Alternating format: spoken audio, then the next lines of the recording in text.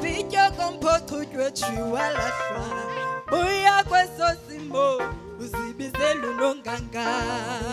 Ai bombo no yakulaula. When so picchio con poco che ci vuole fare. Buia questo simbo, usibiselu non ganga. Ai non ganga. Ai non ganga.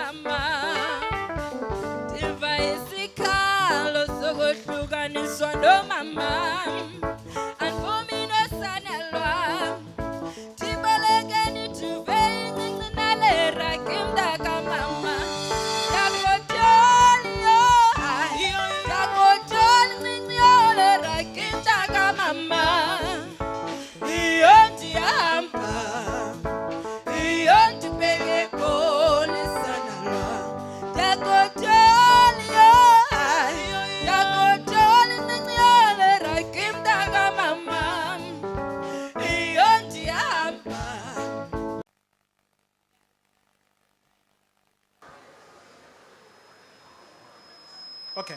Thank you so much for that beautiful musical rendition. Um, Ladies and gentlemen, let's start. As you can see, that in the program, the event is the book launch of Doctors of Heart. It's hosted by the University of Forte Faculty of Law.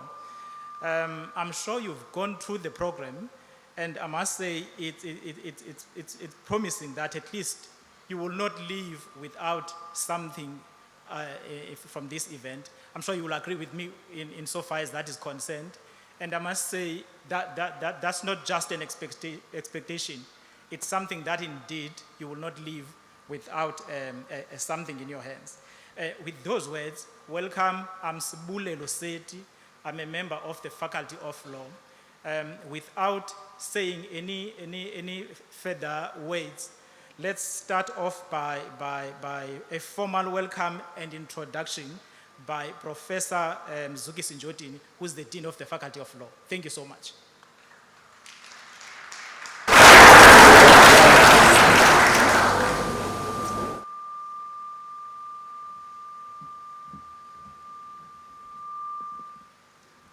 Thank you very much, Program Director.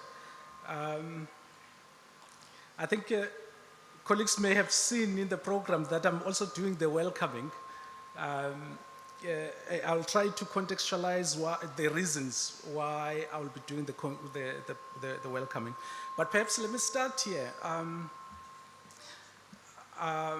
Sis Judy, we come a long way with the planning, those long week meetings, sometimes in the afternoon, just to make sure that this receives the dignity that it deserves. But I asked Mrs. Judy just one thing. I said, Mrs. Judy, ndicela usiphe nje into eyi-one as the Faculty of Law at the University of Forte. Let's do this the Forte way, right? We won't mimic what other universities have been doing, but we just want to do it the Forte way. This is the Forte way, right? This is the Forte way. Some of us as well as lawyers, I can tell you, we've been having struggles with colleagues asking us, Doctors of Hearts, Dr. Mayosi, Faculty of Law, tell us the secret. Where's the connection? But we say, go back to your archives. Look at what the contribution Dr. Mayosi made to scholarship. We in the business of scholarship, and he made a tremendous contribution to scholarship. Not only did he make certain discoveries, but those discoveries, in his field, but he made discoveries that continue to shape the way we teach, the way we do research. So I think I hope if there are those in the room who still have that question, that answer provides them gives them the certainty that they need. I see Justice Kambuza is here. She has the tendency of attending our events. I know the relationship that she has with the Mayosi family. But Justice Kambuza is the friend of the faculty. And thank you, Justice Kambuza, for gracing us with your presence. I want to thank also the Visual Publishers for producing this excellent book. I saw copies behind, and I know if you look towards the door, you'll see that there are copies there. We want colleagues, before they leave, to make their way and make arrangements for them to receive copies of the book. The Mayosi Foundation, who has been doing excellent work just to ensure that the name Mayosi continues to live on. When I introduce myself to people, I say I'm a Pan-Africanist. I don't believe people perish forever. I believe in the living, which is us, and the living dead. So the foundation is continuing to make the name of Dr. Mayosi relevant even to the students, some of which are seated at the back. I want to recognize the doctors that are here for understanding the importance of the work and the innovation Dr. Mayosi uncovered in his time, and also, making sure that they participate in this event this afternoon. I want to thank the friends of Dr. Mayosi and the Mayosi family for being here with us and showing support to this event. Colleagues from the Faculty of Law, right?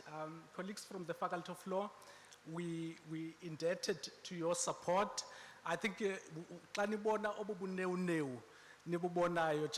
just know that Benzwe is the colleagues from the Faculty of Law. I see they are colleagues from our partners, PPS, they are here. We're doing as a faculty excellent stuff, graduateness, graduate programs, and just to recognize the excellence of students. They are here with us tonight. They've pledged support to the Doctor of Arts. Colleagues, welcome. Welcome to this important event. Guess Xhosa sithi shiyani ibhatyi zenu nizixhobe nikhululeke.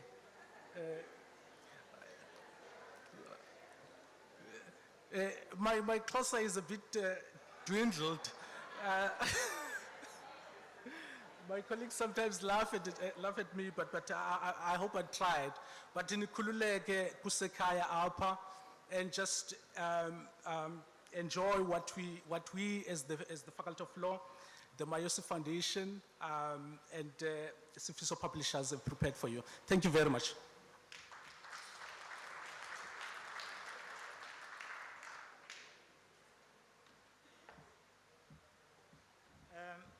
Thank you so much, Professor Njotini, with those words of welcome. I must say the book launch is between the Faculty of Law, publishers being Sifiso Publishers, as well as Bongani Mayosi Foundation. So we've got these three institutions. And for that reason, we are going to get words of a message from publishers, as well as a message from Bongani Mayosi Foundation. In case you doubted, I think one of the things that Professor Njotini did is at least to explain as to the reason as to why the Faculty of Law is the one that is hosting the event. In other words, he managed to establish the link between the Faculty of Law as well as medicine, if I may put it that way. So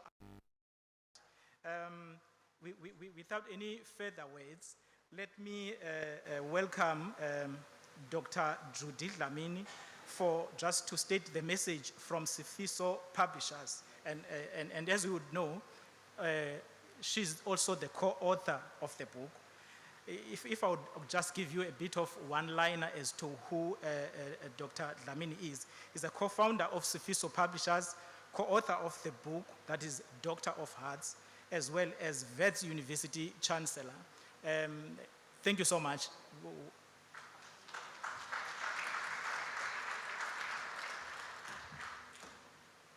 Molweni.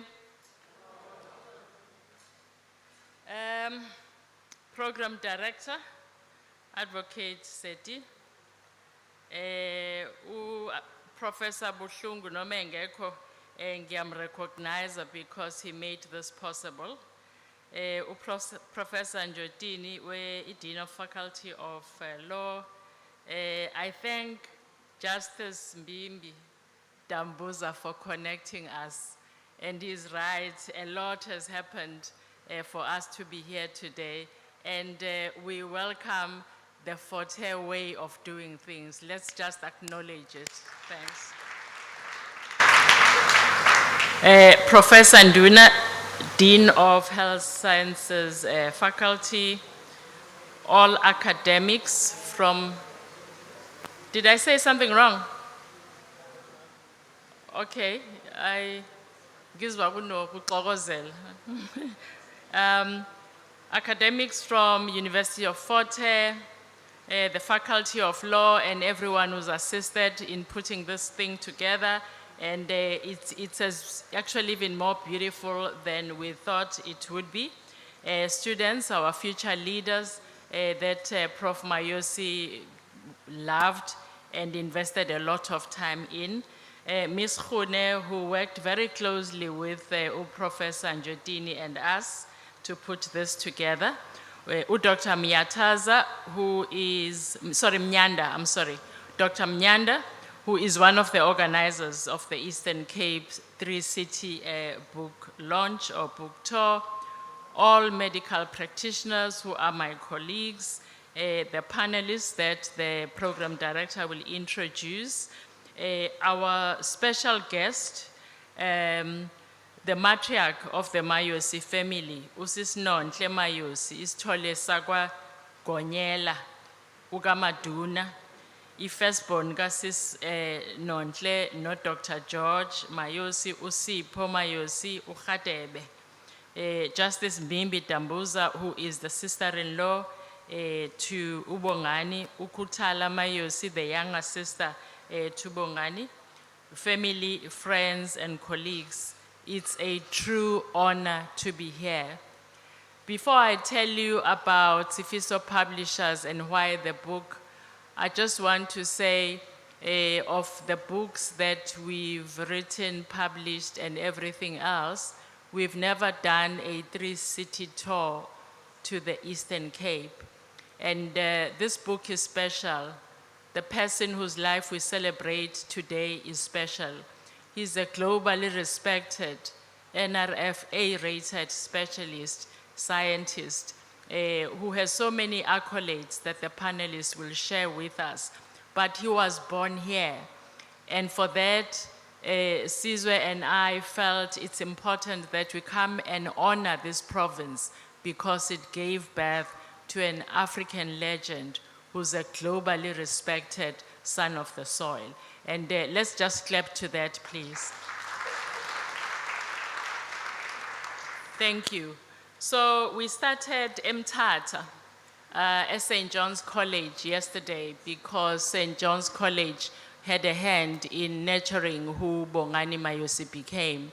And then we went to Wusu. Those who know that he once was a member of the Council of Wusu, but those who actually even know more impact that he had. So it was important to launch at Wusu. Today we are here, tomorrow we'll go to Gqeberha and Nelson Mandela University. Two things that I would like to do. I just want to give a brief history to Sifiso Publishers. Sizwe and I, Sizwe is my husband, who also is the chairperson of Bongani Mayosi Foundation. But 7 years ago, we decided to start a company, Sifiso Publishers, and that was with the launch of my first book titled Equal But Different. Of all the ventures that we do, some of them are for profit, some of them are just our philanthropic contribution to our country. This one was for giving voice to Black authors. It was to celebrate lives of African achievers because there is a saying that Africans don't read. But if people don't write things that look like anything that matters to us, surely we're not going to read. But when people write things that matter to us, we will read, and Africans do read. I'm happy to see Umonde, one of the authors, is Fiso Publishers. So when you look at Fiso Publishers, there is a message, there is a purpose, and that purpose is to inspire, to inform, and to educate. Coming to the book, Doctor of Hearts, the biography of Professor Bongani Mayosi. You know, there are few people that I've known in my more than 6 decades of life who did so much in such a short time. And Bongani Mayosi was one of those. In 51 years, I always say he did what other people wouldn't be able to achieve if they had 3 years, 3 lifetimes. And for that, we needed to share the story, celebrating his life. The book, Bongani Mayosi, Doctor of Hearts, seeks to do at least 3 things. The first one is to heal. When you lose a legend, your hero, at a very young age, when you're still expecting so much from him, you actually have pain, you have anger, but the best way of healing pain and anger is to channel it into positive energy. So the book is about healing. It has 68 contributors, people who walked the journey of life with Bongani, people who spoke from the heart.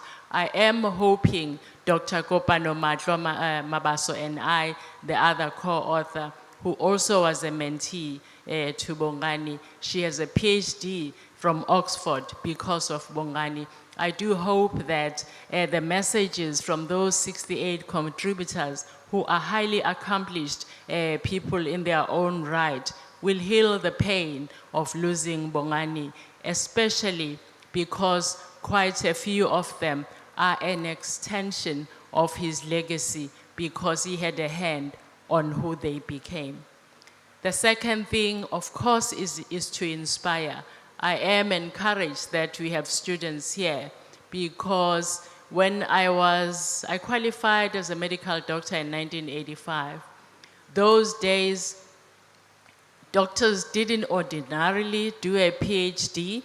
And when I was at medical school, Bongani and Nonhlanhla entered the medical school. I was already in 4th year. And as they will tell you, after 3rd year, he branched and did something that no other student had done, to branch into research. He took a year off, did research, came back to the mainstream. When he qualified with 3 degrees because MPCHB is 2. He then had business medical science. Actually, I wasn't even sure what it was. I just was shocked that when I'm struggling, failing this medicine, he's busy doing other things. So that was Bongani for you. So it's actually therefore important that we now have quite a few people who pursue PhDs who are medics, but not only medics. He also introduced the idea of doing PhDs by professionals like the CAs. Luando Bantom, one of the trustees of Bongani Mayosi Foundation, who's not here, will tell you that he used to go and inspire conference members about doing PhDs. And it does matter that as Africans, we do our own research, because if we have other people doing research on us, they come with a perspective that's very different from us because they don't know who we are. We know who we are, we know what our challenges are. It therefore makes sense that we come up with the solutions. And those nations that do well economically and otherwise tend to have the highest number of PhDs, but also invest a lot on research and development. The last thing about this book is to teach. Bongani was the greatest teacher of all times. When you read the book, you'll see there are so many snippets from different people in his life. One of those is from Ufezi Mbuli. May his soul rest in peace. He was a cousin, but he was more like a brother to him. They lived together in Ramakwe. And Fezi tells us that when they were kids, even before Bongani went into medical school, when they were slaughtering a cow, he would actually come and tell them that that's the heart, and this is, and the young people would get irritated because it didn't really matter to them, but it mattered to him to teach. Yesterday at St. John's College, they were telling us that Bongani used to teach after the teachers have taught and teach other students because he had such an IQ that's second to none. He had a way of making science so accessible, and he didn't just withhold that talent that he had, he used it for other people's sake to make this world better than he found it. So there are so many lessons that you will learn from the book, and I do hope that everyone walks out with the book, especially because it's not just about the book, it's not just about selling the book. Sifiso Publishers and the two authors, and I really want to recognize Dr. Kopano Matlo Mabaso, who is not here because she travels a lot. She works for Bill Gates. We both donated all our royalties to Bongani Mayosi Foundation, and so did Sifiso Publishers. And the reason we did that is because we believe in what Bongani Mayosi Foundation stands for. We believe that a hero like this doesn't die, but he multiplies. And it's through the foundation that we will see the things that matter to him being carried out on his behalf. Thank you so much for being here, and thank you again, University of Fort Hare. We appreciate it.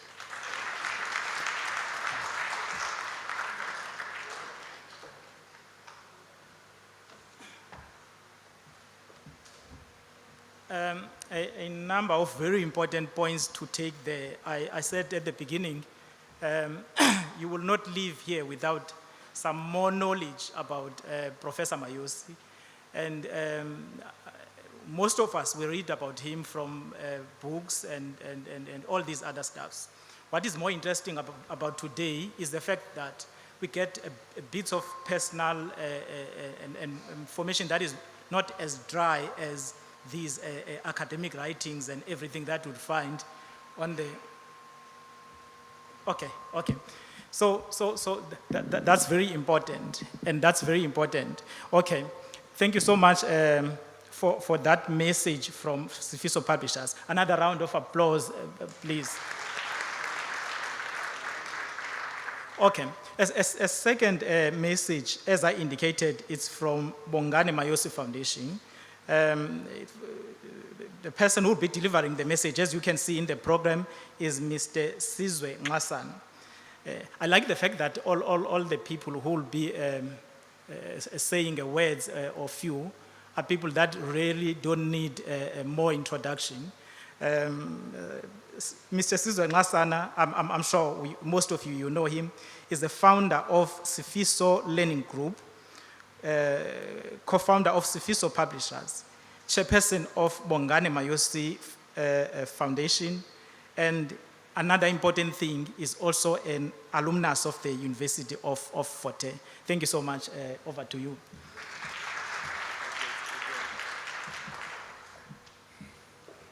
Enkosi kakhulu, Program Director, and let me also take this opportunity to greet everybody who's here. A special word, I know Dr. Judy, my wife, has already acknowledged everybody, but for me, even though I want to say all protocol observed, it's always really very, very special to have the Mayosi family led by Usis Nondle, because this is just amazing. She was up from Cape Town at about 3 a.m. yesterday so that she could catch a flight and be umtata by the time that we started the program at St. John's College. And it's also really good to see Ubutsipo Mayosi here. Good to see Ukutala Uhlelip. Usis Kutala, Usis Kutala here, and of course, Judge Justice Dambuza here, because this is really just a very significant occasion, as Uchudi has said.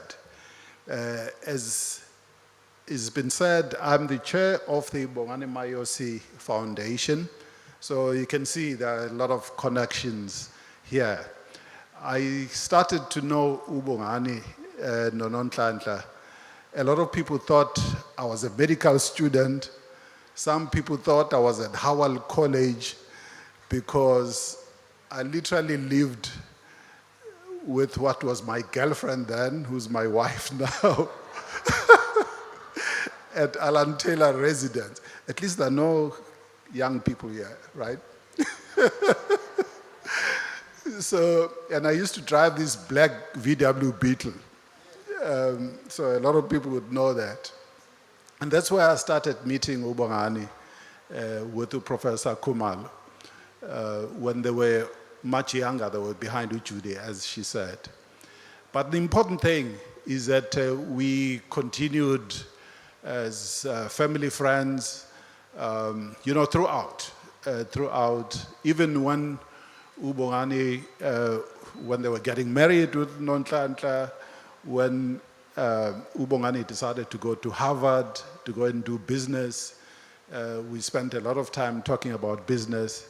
So just like the Faculty of Law is hosting this event, as Judy has said, we spent a lot of time with Bongani.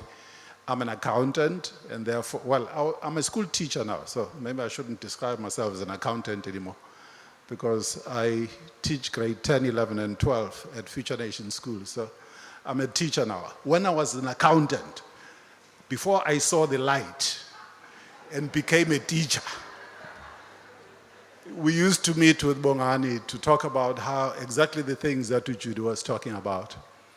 But just coming back to the Bongani Mayosi Foundation, started by the family, the Mayosi and Kumalo family, to promote and preserve the legacy of Bongani Mayosi. We have a very strong board of trustees of the Bongani Mayosi Foundation. Butsipo Mayosi, who's here, is a trustee. And Ulwando, I'm sure we're going to see Ulwando at NMU tomorrow.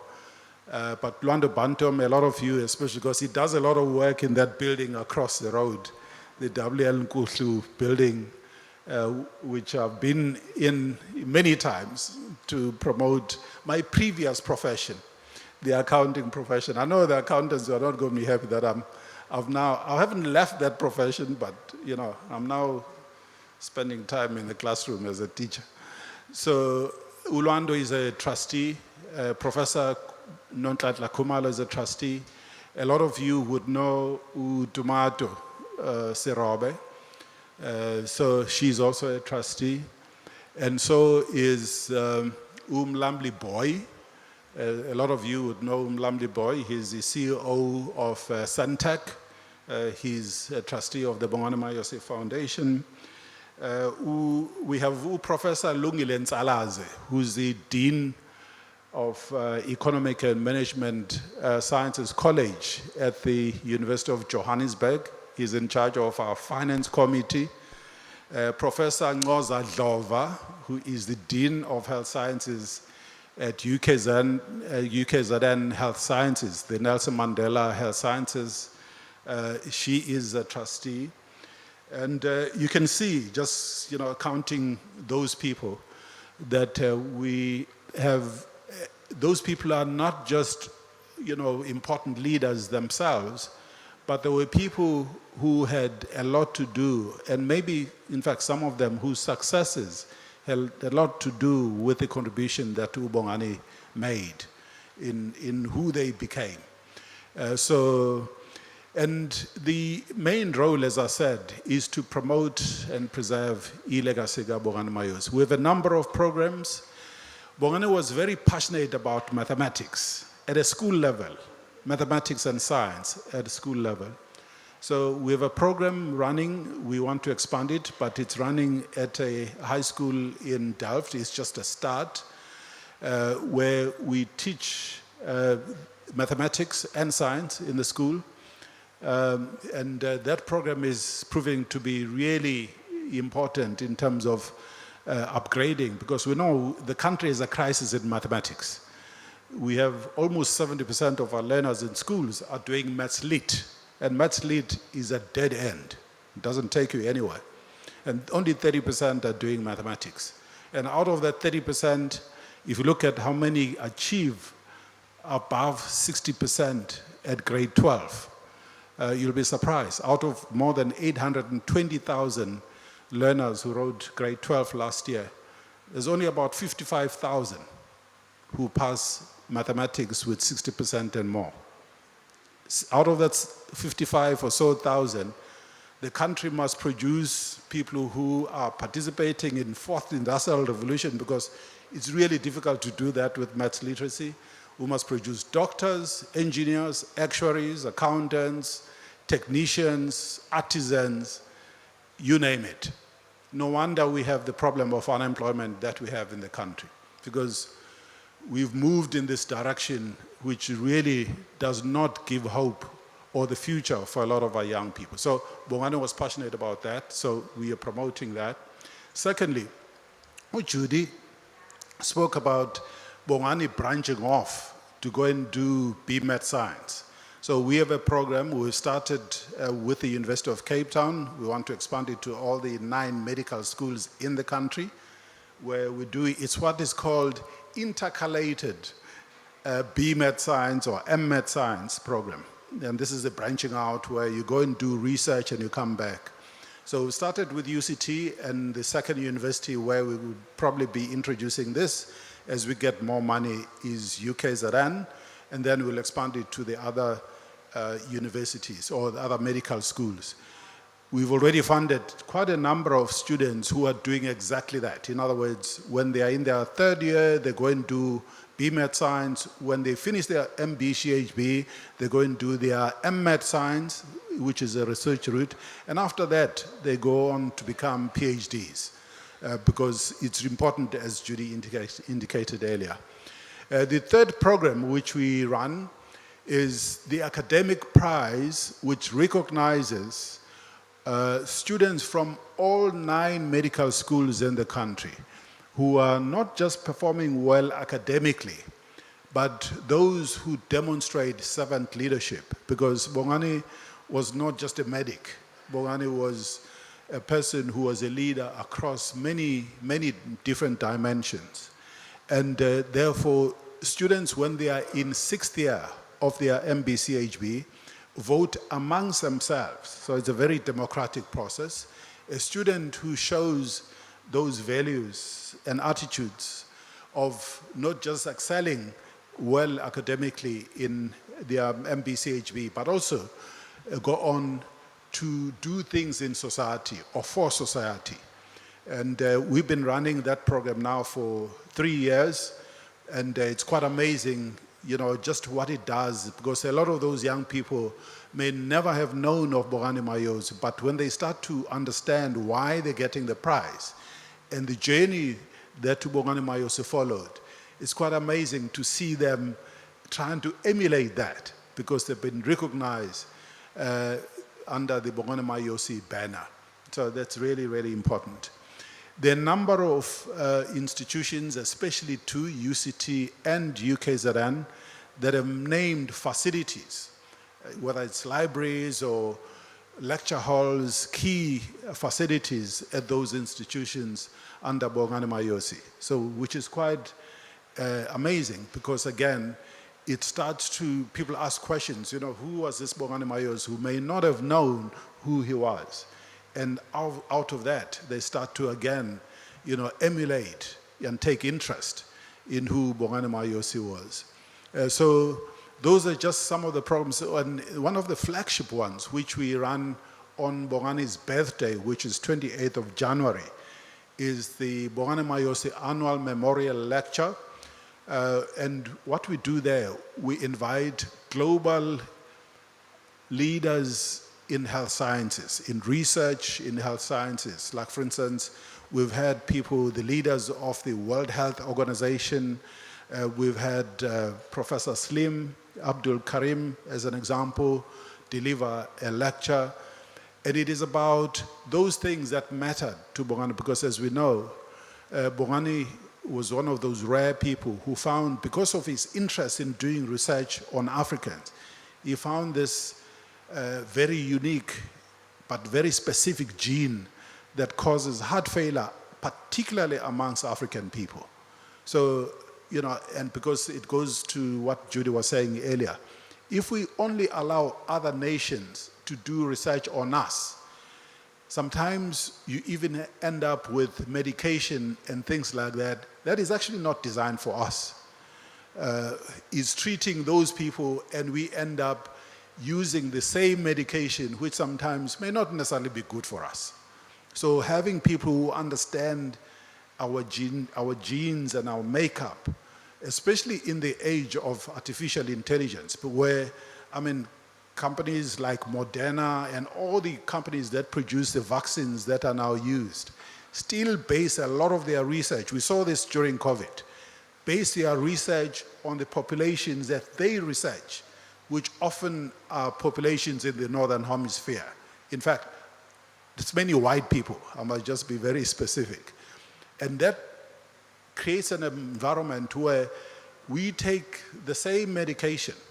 It may not necessarily work in our current environment. I mean, the fact that everybody thought COVID was going to wipe off Africa, and it did not, shows you something, that even though we all have the red and white blood cells, our genetic makeup is not necessarily exactly the same. There are certain things that, you know, are unique to us. So we have this memorial lecture to talk exactly about those issues and promote research that is very specific to an African person, because that's really, really important. So with that, I hope people who are here are going to buy the books if you haven't already done so, because the proceeds and the profit that comes out of that goes into those things, which are essentially to the benefit of a black child or a black person. That's really important. Thank you.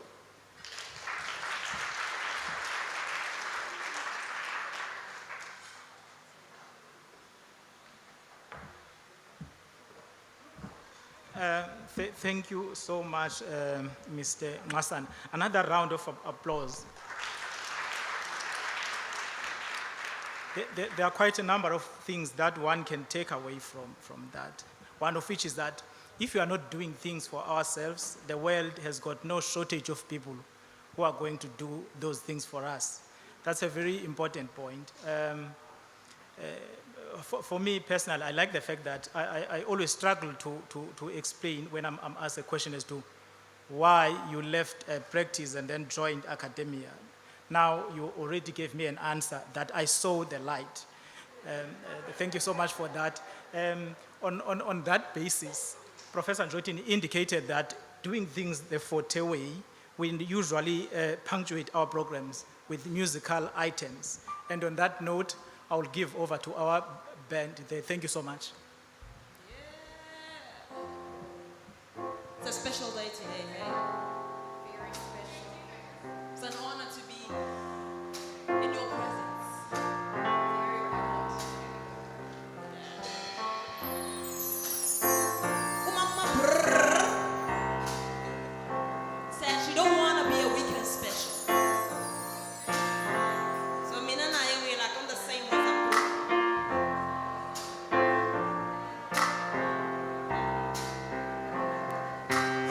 don't come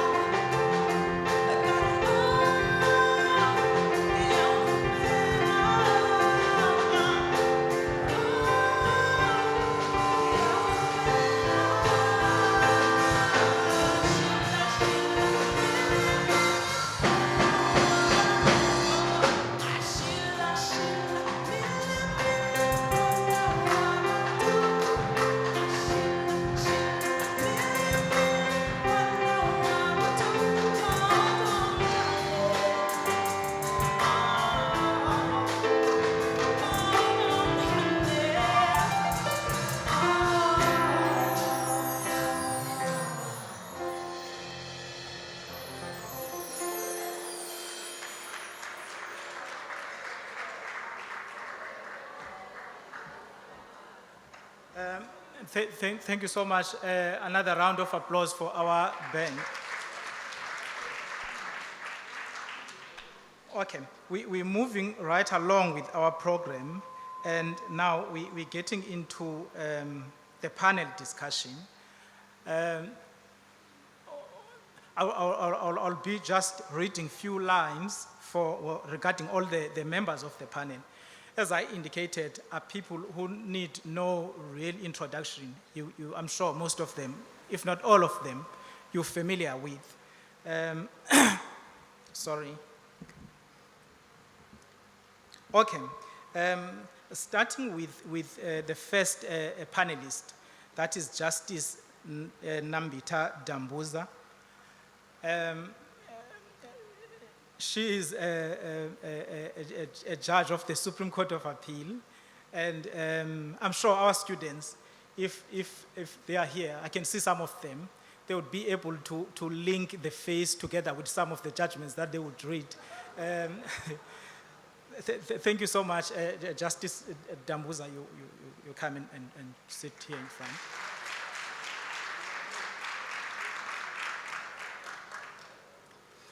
Maybe the most important thing about all these panel members, it's something that struck me, is that I was told that all of them, they know Professor Mayosi.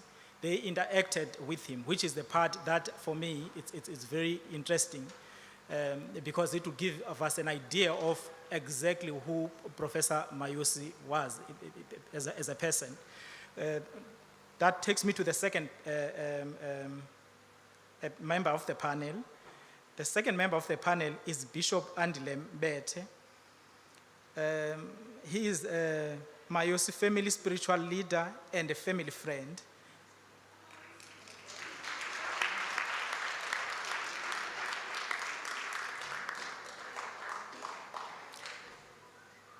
Again, another person who didn't really need an introduction. I'm sure some of us would remember back in the days on Sundays, where you would have hear his voice. I'm sure you'll be able now to link that voice together with the person. And that takes me to the third member of the panel. That is Dr. Pinky Mbambisa.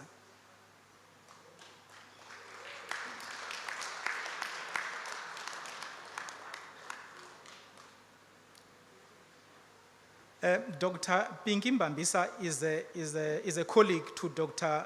Mayosi, and is a family friend. Is Professor Mayosi's senior? That's very important point. And then the fourth and the last member of our panel is Professor Nduna. Professor Nduna is the Dean of Health Sciences here at Forten.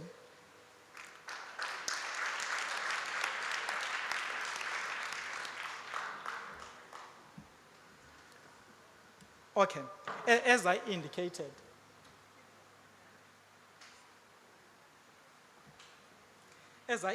just to kickstart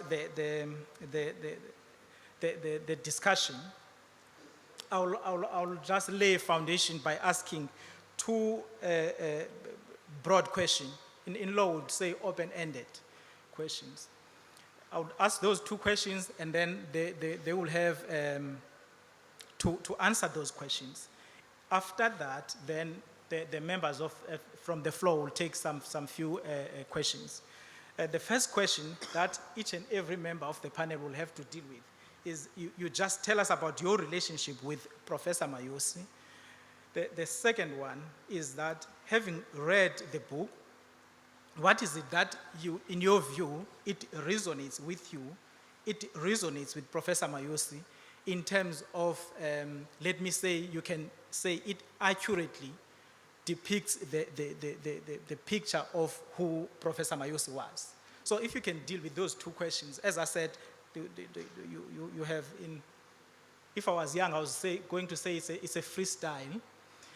You answer and you just raise those important points. As I indicated, we want to know Professor Mayosi personally. We know a lot about this dry information that you would get from quite a number of sites and books, but we would like to get some more information from people who had personal interaction with him. I think let me leave it here, and who should I start with? Oh,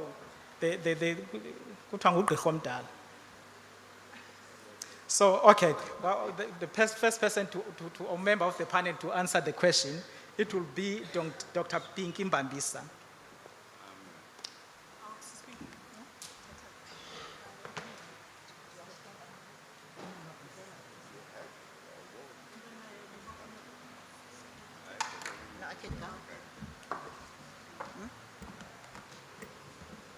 Good afternoon, everyone. It was such a pleasure to be here and just to share a little bit about how I know this illustrious son of the soil, to describe Bongani. One hasn't got an adjective that will do justice in describing him, how I know him. There are 3 things that came through as he was just saying, how do I know? 1, through faith, 2, family, and 3, through medical association.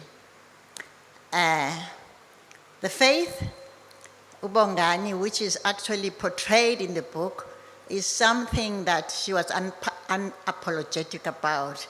Her faith in Christ, her love for the Lord, and the source of her strength, Bongani. We shared a lot about that, and she was an encouragement to us in her faith, and in his faith, and also, Nonhlanhla City, wayenesiguqo Bongani, and next to his bed would, every morning, bow his knees and pray. And this was good, she has taken over. So her faith is something that we shared with Bongani. And the second thing is family and a medical legacy. Bongani came from the small town of Ngamakwe. Ngamakwe ke neButterworth neCentane, to those who know. It was those were like just one town, of course, Butterworth being the main one. So, Bongani, we knew the family from the father. Generations of doctors came from those small towns. There were the older generations, or Dr. Kaba, who is the father of Professor Kaba here, and then there was my father, Dr. Bala was my father. That was the first generation. And then we had the second generation of doctors, which is Dr. Mayosi, the father Kabongani, not Dr. Pupuma and Dr. Kali, who's there. And the third generation of doctors is us, not Dr. Kanguli, I think she's probably here, and then Bongani being the 4th generation. And that one, I think it was something that motivated Bongani, because Bongani had something about medicine, from that powerful example. But also, as the local doctors now, in the former then Transkei, we used to meet as doctors to help the underprivileged and, to donate and help the medical students who didn't have funds. So we would meet at people's homes quarterly. We have the donations, and then we had the discussions, the medical discussions. But also there was the social part, which Bongani was part of, and which we met Usis Nontleke kakhulu. Usis Nontleke, she was one of those mothers. Njemabantu, they came with a lot, with children. Most of the doctors had 1 or 2. Usis Nontleke had 5 of them. And when she comes, they were so well dressed, so well behaved. You could see the family values. Kubantwana, kobongani, by, umama wabo, ebabeka pha benxibe isuti, bebancinci benjalo bongani, because you could see that this is a family that had principles, that had values, that had disciplines. So kwezo groups ke, the medical scholarships group, I think he also developed a love of medicine. So I know Bongani from that. But also Bongani I met because he went to medical school after I had qualified. I qualified in 1975. So Bongani arrived at medical school much later. But also now, as a doctor, Ubongani helped us because we used to, as Medical Association of South Africa in Mthatha, invite doctors to upgrade our doctors in the Transkei, and Bongani was one of them. And Bongani used to come and educate, inspire, and teach us. And one thing about Bongani as well, which has been mentioned here, his love for the African child and the continent. And as he used to come to empower and share of his wisdom, he had something that was special, that was unique about Bongani. He would say, he would like, in fact, I was just sharing this with his wife, he would like to have special modules to empower doctors so that they are able to do the things that cardiologists are doing. Because it takes so many years to train as a doctor, and then to train as a physician, and then on top of that, to train as a cardiologist. And he was saying, in Africa, you should do things differently. And he was suggesting like modules that would help doctors, for instance, to be able to do just echocardiograms, just that.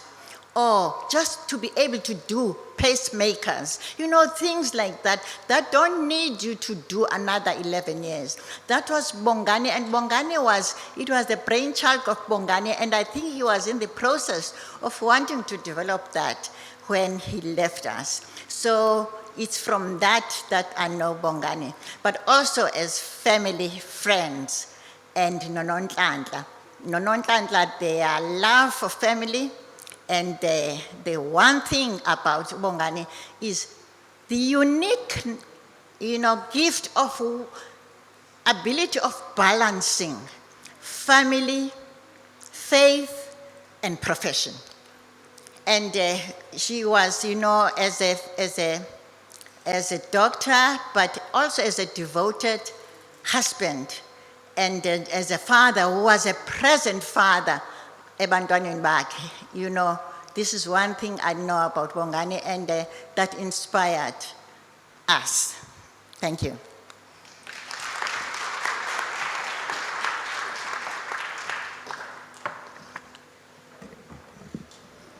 Yabonwa pha wanjwa nge-age abantwana.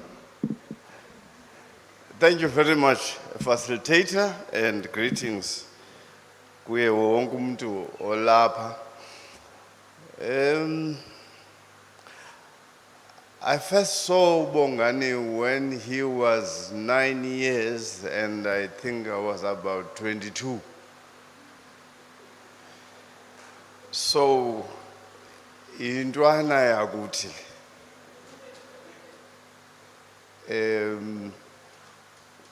when his grandfather retired,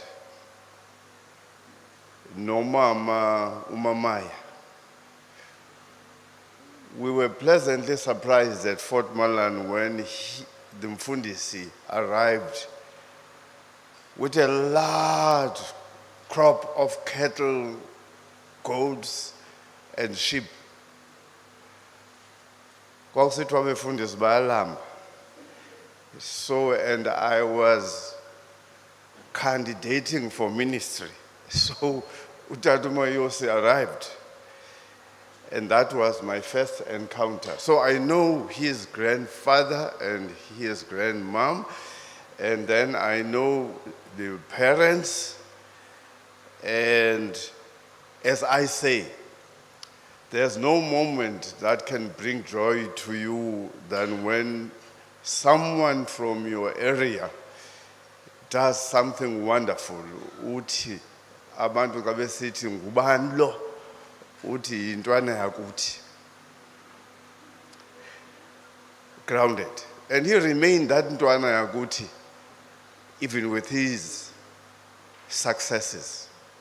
He was very humble, like his father, like his grandfather or parents. The last time the first and the last time I heard him speak was at a reception, a wedding reception ka Dr. Solombela, I think. I don't have, as a preacher, I don't have trust in medical doctors giving speeches. But he gave a unique speech that showed me that he was not only into medicine, but as Usisi says, he was a man of faith, and he was a believer. What struck me is that here is a person, when I read the book, here is a person who never attended the so-called model schools, going to the top. I know fully well when it is said his first lower grades, you would have U-A Baka and U-A Opezulu and the sub-B in the same room. Kabe City, Nali Isele, Nina Nite, Baba, black sheep, have you any wool? This is where it comes from. So this funny thing that caught us, thinking that if you send our children to English-speaking white people, it's not there. Here is a tree that grew up in Ngamako, went to Fort Malland, went to Bantingville, went to St. John's. Under, if I may say, under the blessings of the ancestors of the people called Amamfengu, who arrived in this area around 1828. And around 1857, the ancestors took vows under Umkwashu Epedi, the Milgut, because we who are that side were once this side. And those vows were very clear, and Bongani lived them. Sagumkhonzu Tiko Pillai. We will educate our children, and will be loyal to whoever government is ruling us. That, for me, summarizes what Bongani showed. His grandparents, his parents believed that you don't need tenders to rise. You need an educated mind. And you don't need a mlungu before you. You need a dedicated teacher. You don't need your so-called materials before you have a dedicated teacher. That, for me, makes me say to this Kwedini, well done, boy. And goes.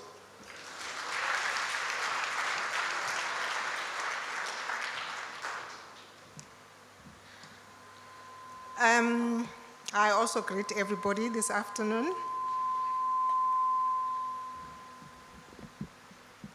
Nkosi.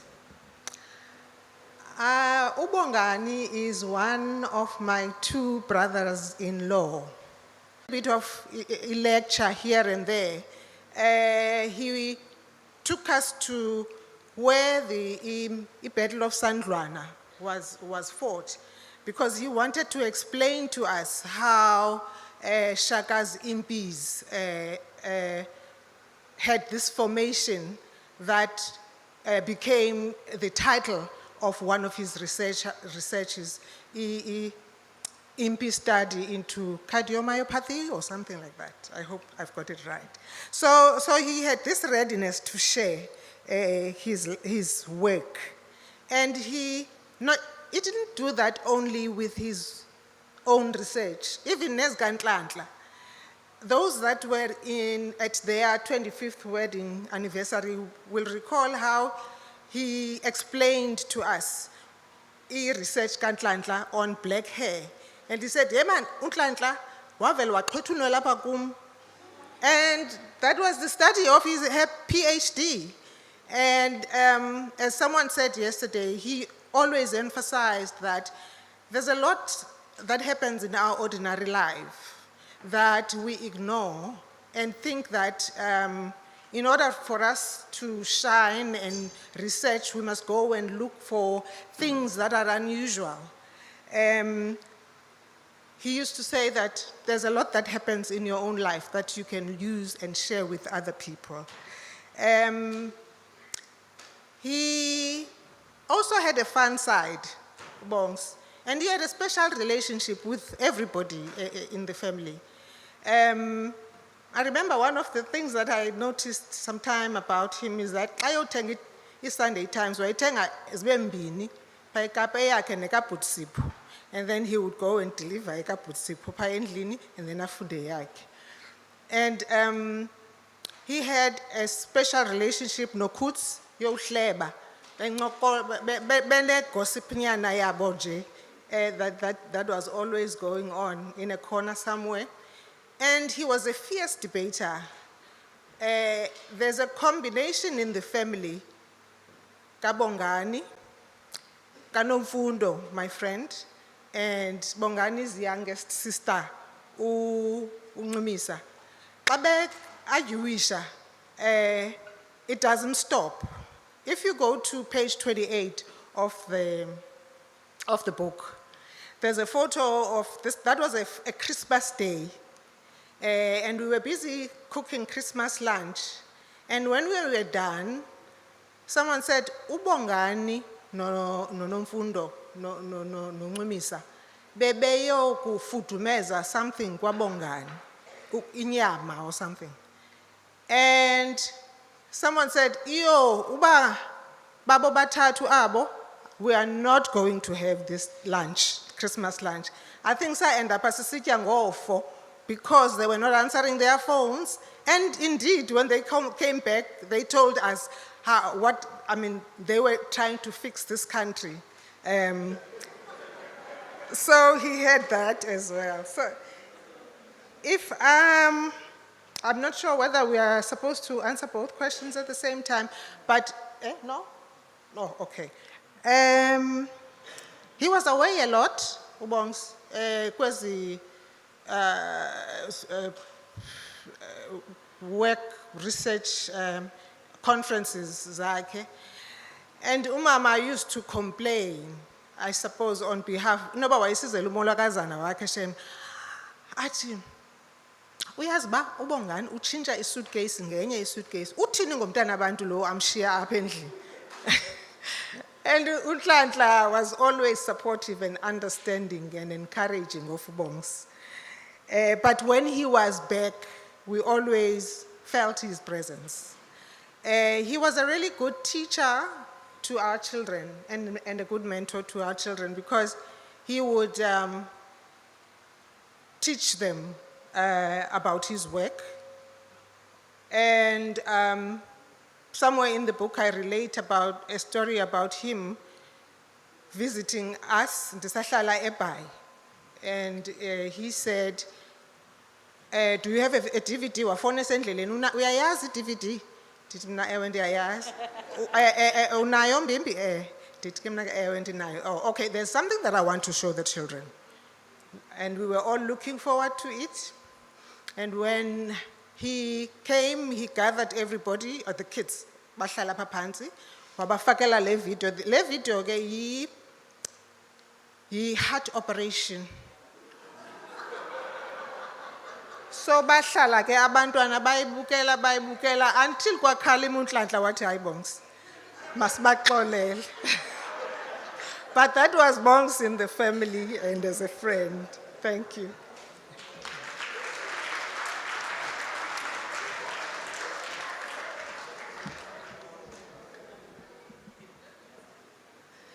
Thank you very much. So my name is Mzinduna and I work in the health sciences field. I straddle between education, humanities and health sciences, and right now I'm settled in health sciences.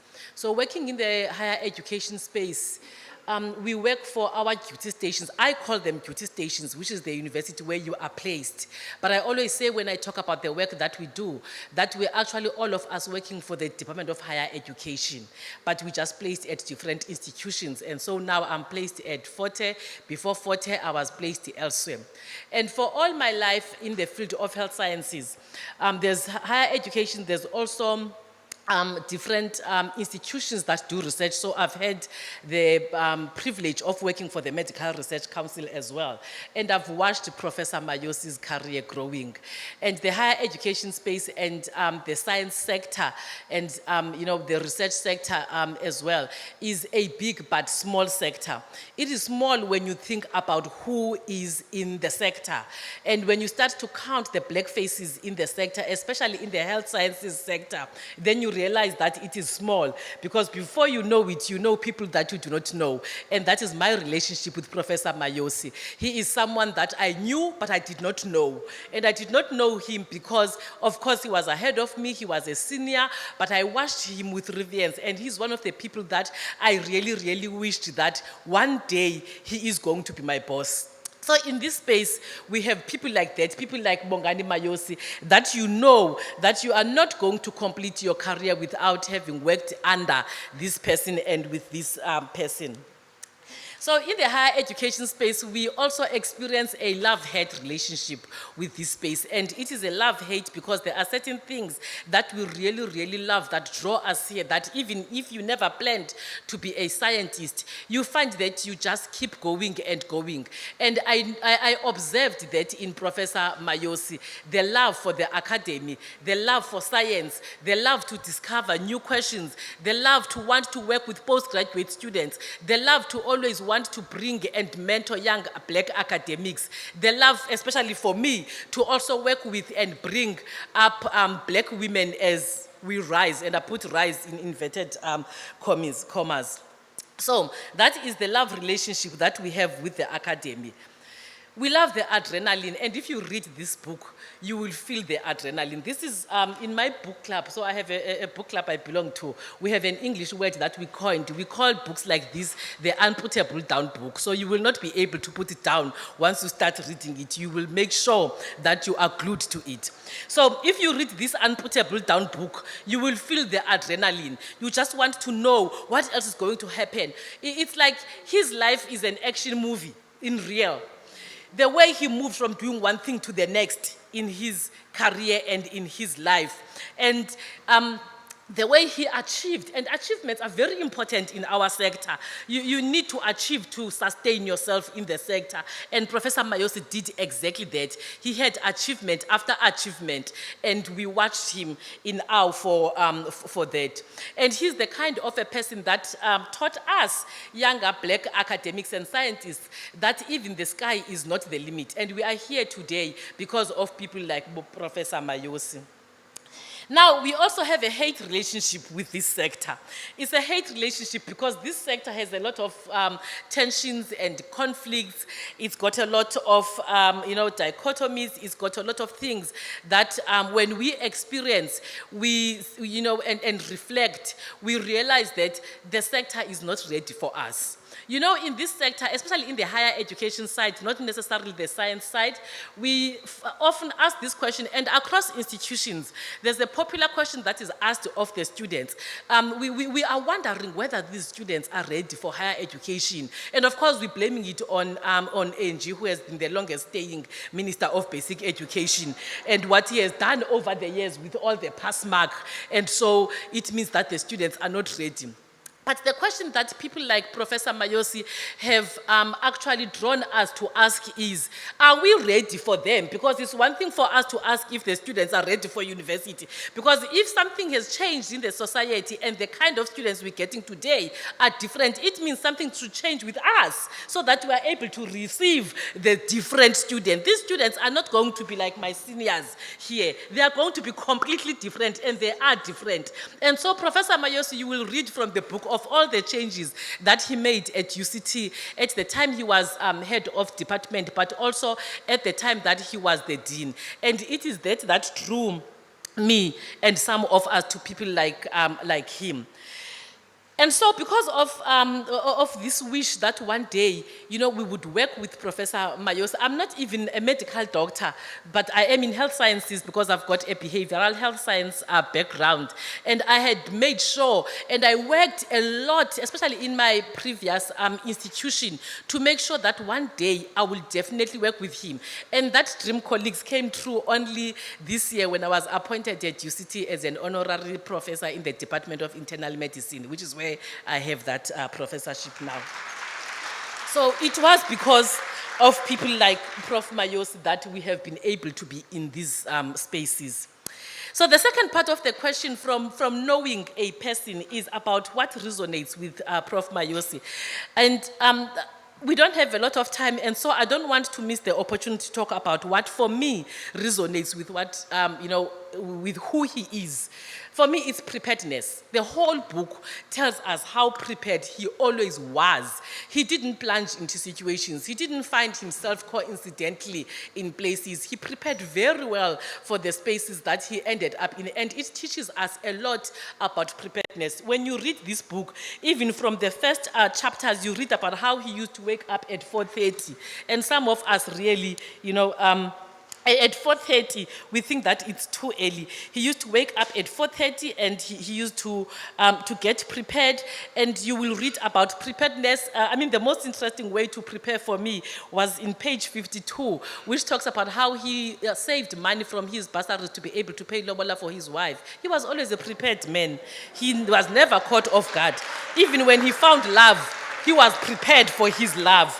So he was always, you know, prepared for the things that happened in his life, the things that happened to him, but also the things that he consciously got into so that he can influence those things. So one of the things that we all know happened to him, and the book speaks about that in chapter 8, is that he was then recommended and appointed as a dean. And when that happened, he went to Oxford to go and study management and leadership. Who does that when they get appointed as the dean? You can ask the deans in this room. No one has done that. When we get appointed as dean, we get really excited. We resign from our jobs and we move on without the preparation. And that is not what Prof. Mayosi did. Prof. Mayosi got himself prepared.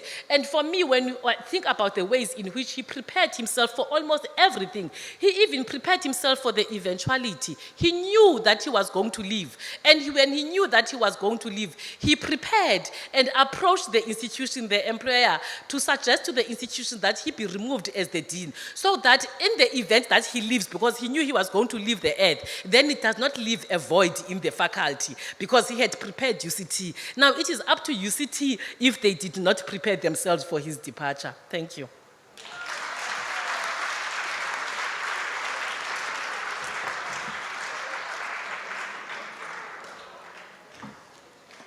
Thank you so much. I just like that preparedness. And when she mentioned that, I could actually see the mother, Usis Nontle, that's her. She was a woman who was prepared for everything. And I think it's one of the virtues that she got from her mother. Now, about this book, it's an amazing book. Dr. Judy mentioned somewhere that when you read this book, it changes you. Somebody who was reading this book said, I've become a kinder person reading this book. And I was looking at the table of contents. Bongani, the son, the brother, the husband, the father, the friend, the student, the mentor, the boss, the researcher. But for me, there was Bongani, the person. There's something about Bongani, the person, that when you meet him, you are never the same. He motivates, he stimulates, but there is something about the core of his being that leaves you not the same. I just want to read this quotation just on Bongani the person. This is on page 48. There was something special about Bongani's enthusiastic yet gentle spirit. And when he argued his point, he had a gentle way of doing it. This is what his wife said. This is his wife who stayed with him. Enthusiastic, prepared, ambitious, but there was a gentleness about him. And also something, also from Nontandla. Bongani was many good things to many people. This is in page 69. But the abiding memory for me is twofold. His eagerness to learn, especially from his mistakes, his kind and forgiving nature. May we learn both from his excellence and his challenges, and as well as his shortcomings. May we together build a kinder, less confrontational, less traumatizing world for our children and their children. So for me, this is something about Bongani, the person. But this book, it shows mainly, I mentioned the faith and the family, but if you look at chapter 1, verse, page 12, the apple does not fall far from the tree. This is true of Bongani Mayosi, not only from his career choice, but also from the characteristics he shared with both his parents. And then there's on page 14 is a photo of both his parents. You can see the unity, you can see the love, because love is such a powerful thing that children who are brought in an atmosphere of unity and love, they can do anything in life. So it was the power of love, the power of unity, the power of the love of education. Both his parents, besides his father, his mother he actually sacrificed her own career when the father went to specialize, and sat with the children and introduced them to education at home. Besides the books, they had encyclopedia, but also he exposed them to other things like piano and things like that. So the parents play a big role in mentoring the children. So this is one thing that comes so strongly in this book. And the mentoring, not only by the parents with Bongani, from the grandfather, as Bishop has said, who was a man of faith. So the power of mentoring comes very strongly in this book. And something else I just want to read about in family, because to me that was the strongest thing in this book. Listening is page 81. Listening to the Mayosi girls, nieces, nephews, and close family friends is both healing and inspiring. Their optimism, their hope, not only for their own futures, but also for the future of the continent, and all the potential that lies therein is a breath of fresh air. Bongani's children will undoubtedly carry the legacy forward. So this book is about inspiration, is about faith, is about family, is about friendship, is about research, is about lifting others as you rise, is about virtues of humility, virtues of forgiveness, and the spirit of gentleness while you do that. Because sometimes you find that, especially when people are brilliant, they become so arrogant. But with Bongani, he was not like that. He was down to earth, he was reachable, he had a gentle way of doing things, and he was non-confrontational, but yet had an authenticity about him, about everything that he believed in. So this book is just something else. Also, the pictures of he was not just a serious man. There's a picture where they are ballroom dancing with the wife. So he was a rounded person. He loved life as well. He did hiking. He did all sorts of things. So it's important as a person to be rounded in all aspects, spiritually, emotionally, physically, and educationally. Because sometimes we are so focused on education that we forget about the others. You are a person first before you become a professional.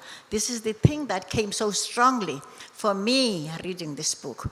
But as for the motivation and changing people and accepting everyone where the person is, not pushing everyone to do medicine, but to see your values, to see what you're good at, and also encourage. For instance, there are 3 daughters. The first one is a gynecologist, like the grandfather. The second one is an occupational therapist. And the third one, who is a child that they adopted from the family.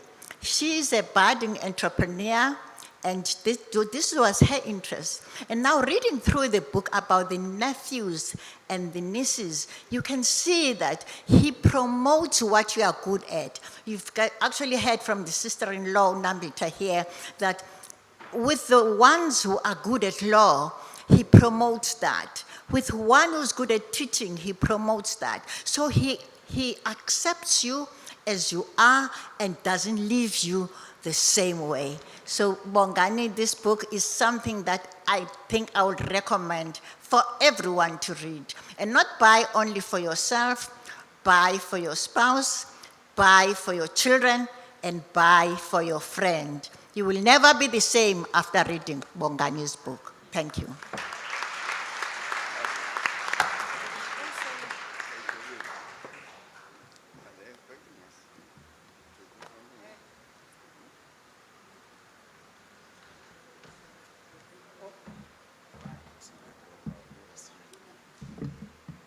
Okay, that's quite a lot.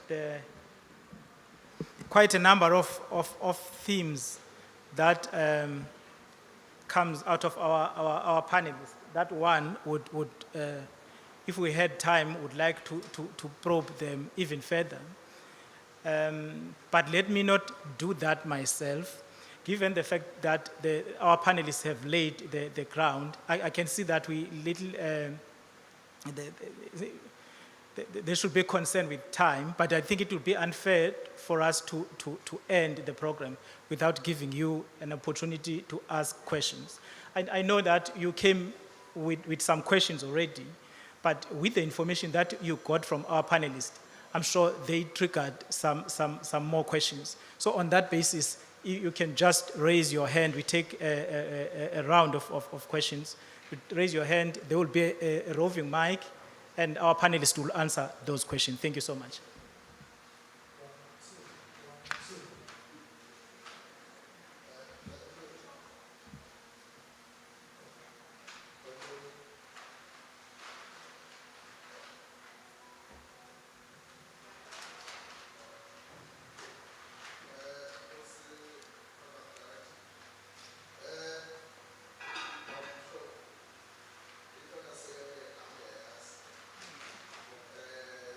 Justice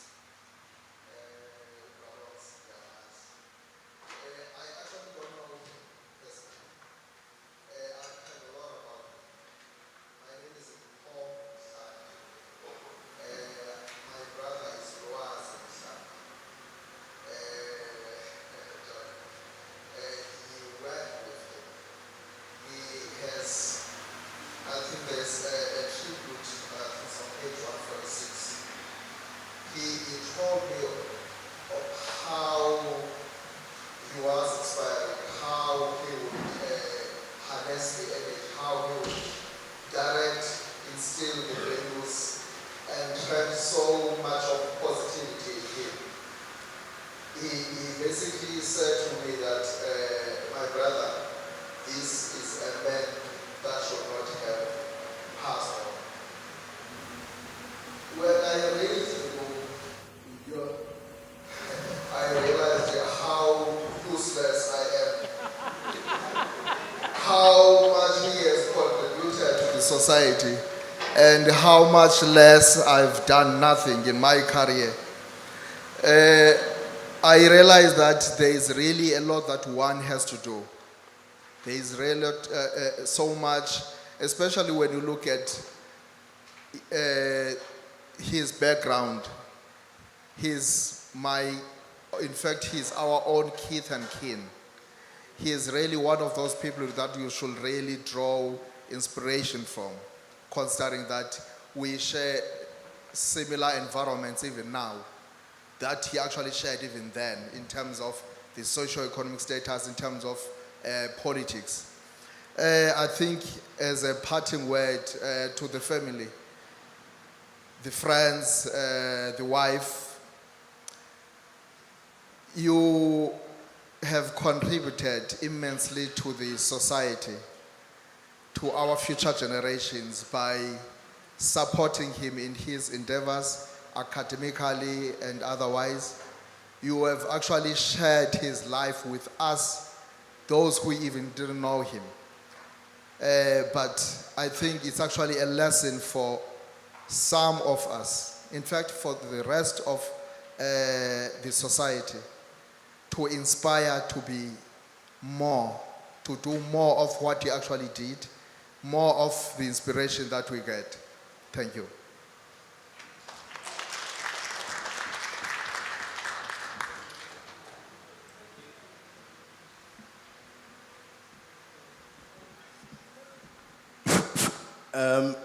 Mandizibulisele nam program director.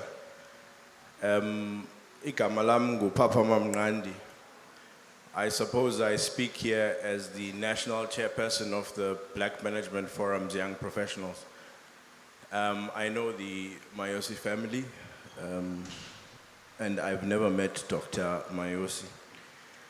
But I think it would be amiss of me to not recognize something about this moment, something so significant, and especially about the book as well, as an act of documenting someone's history. And I think Tato Sizwe may have touched on it, and I think Bishop Mbete may have also touched on it. The education crisis that I suppose we face as a country, you know, sometimes it becomes subject of a laugh it off matter, and it's actually quite catastrophic. My mother is here, and she's got a copy of the book, and she will tell you that the other day we were having a meeting with my little sister, doesn't seem to be very focused at university right now. And we were trying to kind of refocus her on the mandate of why she is at university. And I think if you extract from the principles and the values of someone like Dr. Mayosi, you see quite a focused student. I think I want to appeal to Sifiso publishers through a book like this. I think it would be amiss if this book only becomes the subject of nostalgia amongst people who might have gone to school with Dr. Mayosi, who want to reminisce about those old days. I think this is a book that could rehumanize the conversation in households between father and son, child and parent. And I think that some of the challenges that we are facing in our society that are sort of entering their way into the education system and finding themselves as far as higher learning institutions are probably an outcome of this missing kind of engagement that should re-enter the family structure in our society. And I think that this should be a work. It shouldn't be something that people enjoy and then rush through it and put it there, because this is a symbol of Black excellence. This is a symbol of someone that we can all relate to as families who come from these kinds of obliterated structures of the African family, if you like. And so I think my appeal to you, Mam Judy, is that we need to find a way to to expand these engagements at a more working level. And I think my parting shot to an institution like Forte is that we need to reflect on, because the other thing about Dr. Mayosi's departure is that it runs concurrently with this notion of the Maspol movement, which has come to define the ways in which some of these young people legitimize their struggle, so to speak, in post-apartheid South Africa. And we must go and look at that and look at whether or not our higher institutions of learning have not been overly politicized, right? And in that crowding out the kind of diversification of extramural exposure that students must engage in at universities so that they develop their other critical faculties which might lie outside of the political arena. And when we work through this book, we must confront this need to depoliticize our institutions of higher learning so that we can come back to a mechanism for grooming a well-rounded student like the like of Dr. Mayosi, who will then become an asset to the nation. Thank you.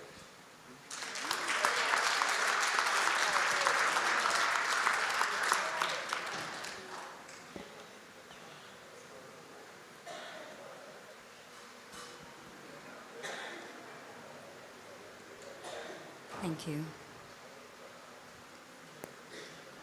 Greetings to everyone in the room, all protocols observed.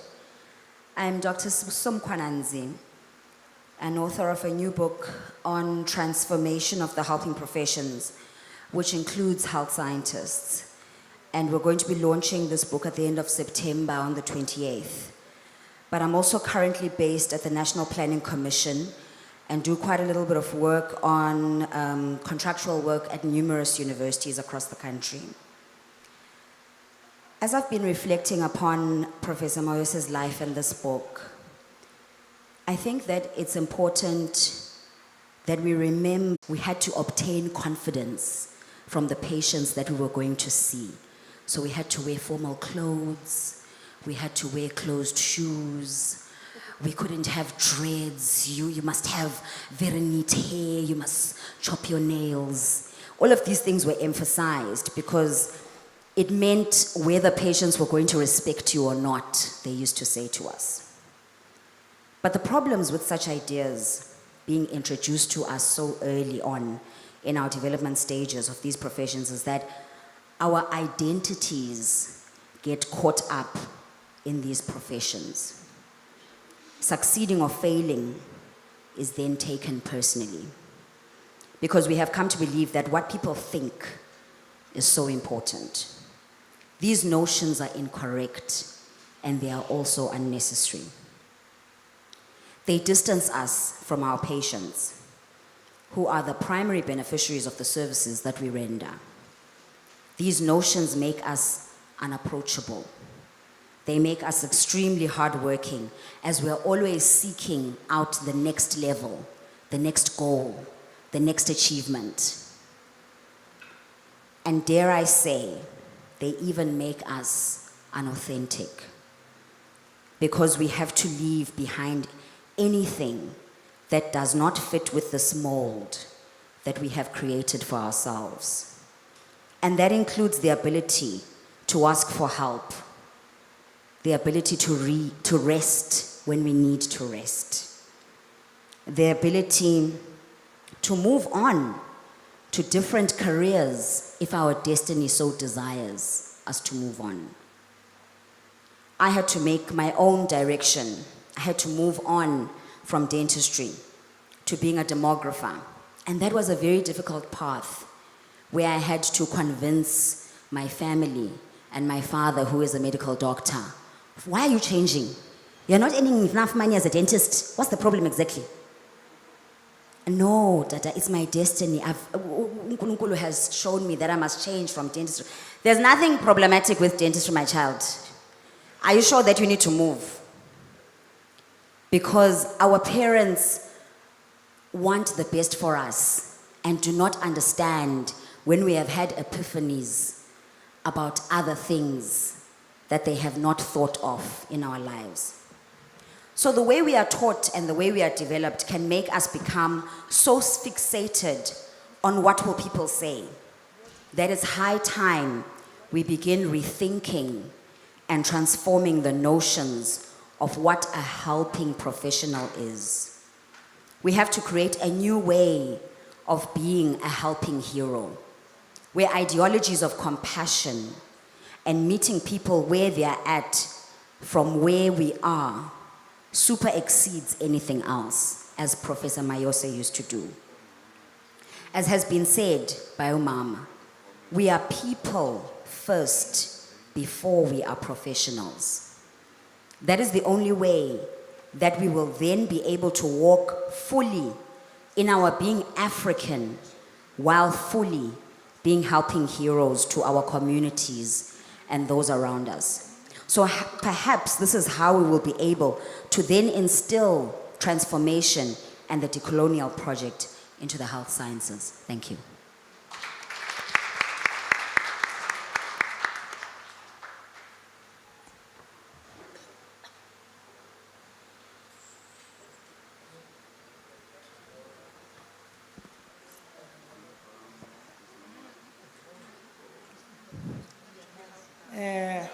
All protocol observed. I'm a rather controversial kind of person when I do talk. I will start off by saying that many people probably still even wonder that I'm still alive. Ukhona phambi kwami apha othi nako kuba andimbonanga. Andiqondanga uba ndikhona. Now, having been described, Bongani, having faith, and as religious as he was, first of all, I'll say I know his grandfather and grandmother. I was at school with his father, and then he was my next door neighbor when I was medical superintendent Mthatha before I went to Walter Sisulu University as the founding dean of the medical faculty. So they were my neighbors, and he used to ride bicycle with my son. I was sorry that my son could not take after him. That means, I don't mean being a doctor as such, but being so interested in his schoolwork, etc. I know the mother too, they never struggled about Bongani, his going to school right throughout. But now, what I was coming at about the faith and mentioning the grandfather, here we've got Bishop Mbete, umama Dr. Mbambisa wathetha ngeba religious kuka Bongani, and saqala lo msebenzi apha noba ngwase-Fort Hare noba ngowase-university without a prayer. Ngakhange kuthandazwe. Yandibhida le nto. Okwesibini, ngoba uMongani, when we were at his wedding, kwabekwa ukutya, and saqalisa ukutya singathandazanga. Yo, wasithini? Wathi nithi na ubona ukutya nilahlekelwe zingqondo. This, my husband here can witness to that. No doubt bangayitsho loo nto. So indawo yokuqala ke leyo endifuna uthetha ngayo. Unfortunately, I have not read the book yet, and I'm sure I'm going to read it and be very much inspired in every way. But I want to say that uBongani used to come to South African Medical Association meetings here at the Path Care in East London. And if he saw me there, that was there, he never failed to mention that if there was a person who motivated him, and not only just motivated, actually motivated the department, because you know what happened at that time. If you were taken at medical school, you automatically got then the bursary to go and do medicine. Yeah, those were the good old days of the Bantustans. So now when he wanted to go and do this medical science, now this was something somebody mentioned there, I mentioned it in the book, that nobody knew anything about it. So at that time, I had started the medical faculty at WSU.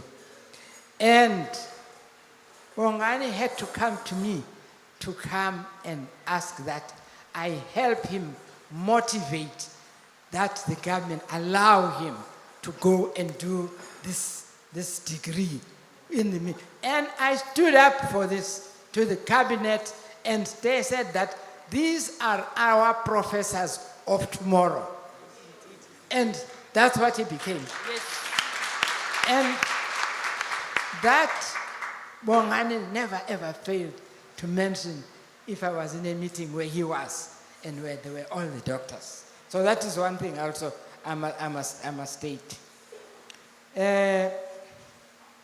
You know, when we have books of this nature, which are an inspiration both to our children to come and others who are, but what makes now, I wonder what Bongani would say. We have today doctors who have qualified, who are not employed, who have no work. I have been fighting this with the Department of Health, with the Eastern Cape province. I'm sure probably it's happening in many other provinces too. In fact, many of you will have read in papers about health professionals who are unemployed. Can you imagine when you have a child of yours who has studied for 6 years, or I have actually one who's related to me, who started with this, what do they call it, clinical associates for 4 years, and then afterwards went to do medicine for 6 years. That was 10 years. Did internship in Holy Cross, and afterwards did what we call the community service, another 2 years. Today it is September. She's been looking for a job. She still hasn't got a job. So this is the things that are happening. I'm not probably introducing politics, but when we try to inspire, I have written a book too, also trying to inspire. Mine is written. What's the heading of my book? Yes. What is it? Yeah. Oh, my book is entitled Dream Fulfilled.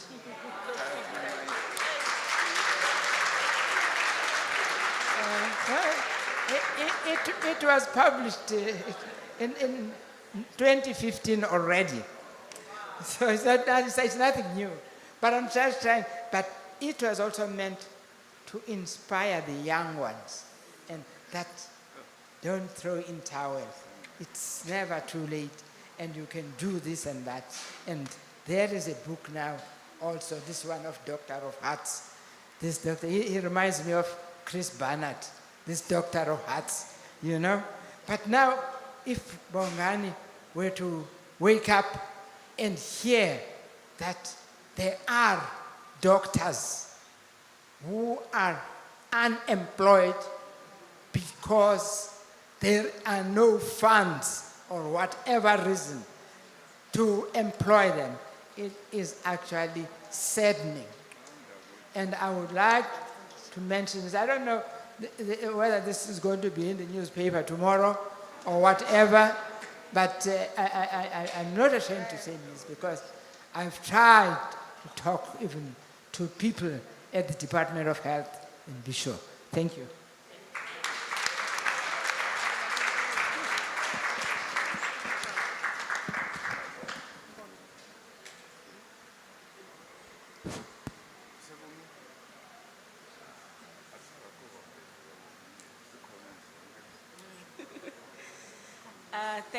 Thank you so much for what, man, we're beaming with gratitude.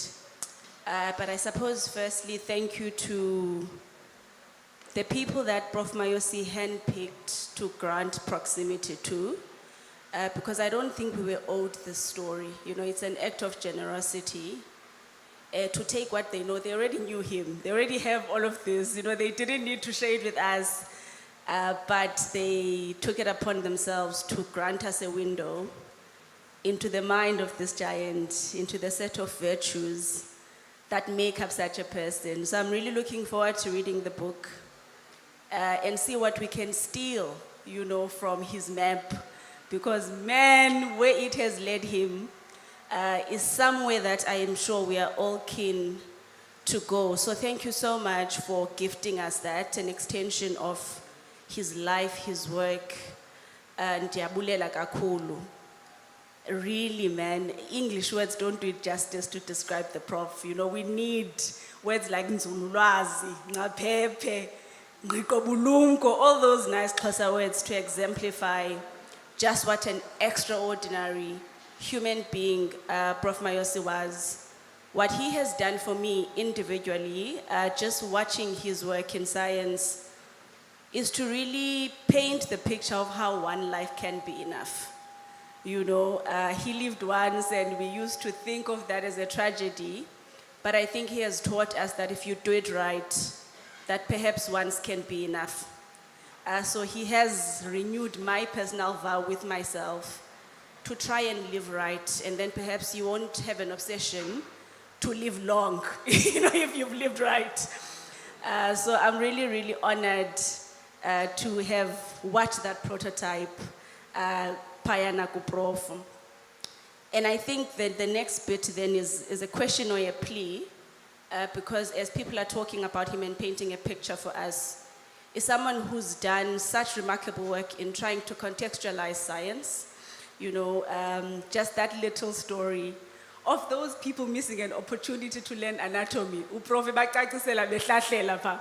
And they undermined that learning opportunity. And this is what happens in rural contexts all the time.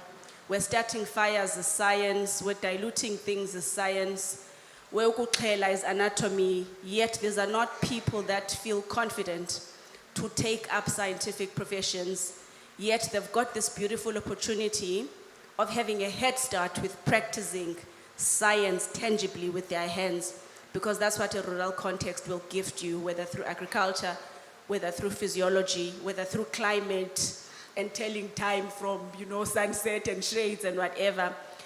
So I think the plea then is to sort of move Prof's works.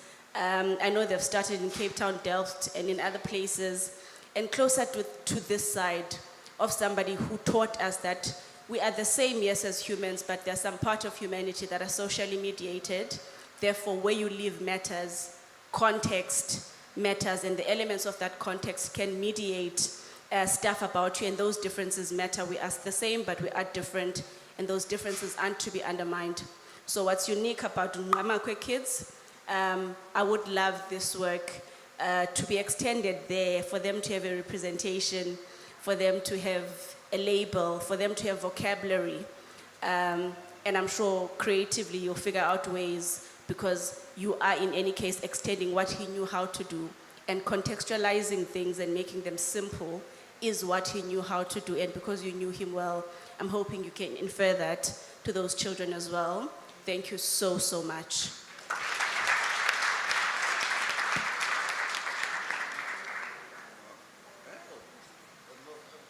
What do I think? Thank you so much. Mandiqala ndikhahle lapha umphathi inkqubo. Ndikhahlele napha etafileni koBishop nogqirha. Mna ke ngumbuselo kaMadiba. Ndisuke emaqhenebeni apha eVigisville. Emthatha. Kube ndihleli apha.